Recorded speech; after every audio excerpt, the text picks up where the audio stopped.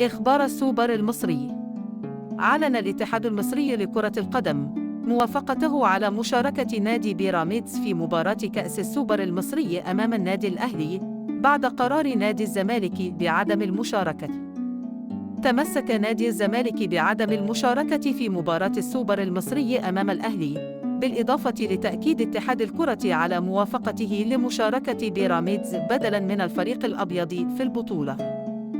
أكد محمود فتح الله المدرب العام لفريق بيراميدز أن هناك حالة حزن بين اللاعبين والجهاز الفني بعد توديع بطولة الكونفدرالية، مشيراً إلى أن هناك لاعبين جيدين في الفريق السماوي ولديهم رغبة في تحقيق بطولة، وقد تكون بطولة للسوبر ألمح هي البداية.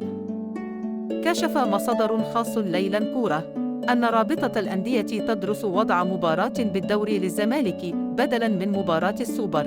وقال المصدر في تصريحات خاصة ليلاً كورة: رابطة الأندية تدرس وضع مباراة بالدوري للزمالك بدلاً من مباراة التي قرر لانسحاب منها أمام الأهلي.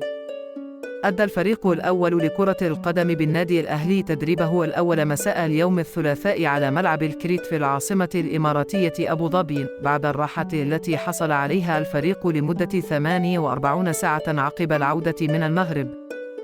فرض الداخلية التعادل على إنبي في الوقت القاتل من المباراة التي أقيمت ضمن منافسات الدوري. إخبار أوروبا.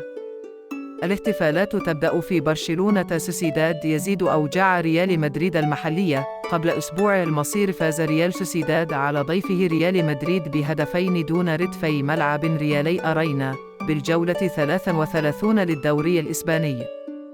استعاد أرسنال انتصاراته في الدوري الإنجليزي بعد 4 مباريات لم يحقق خلالها أي فوز، وتغلب على جاره تشيلسي بثلاثية مقابل هدف في المباراة التي جمعتهما ضمن الجولة 34 من المسابقة.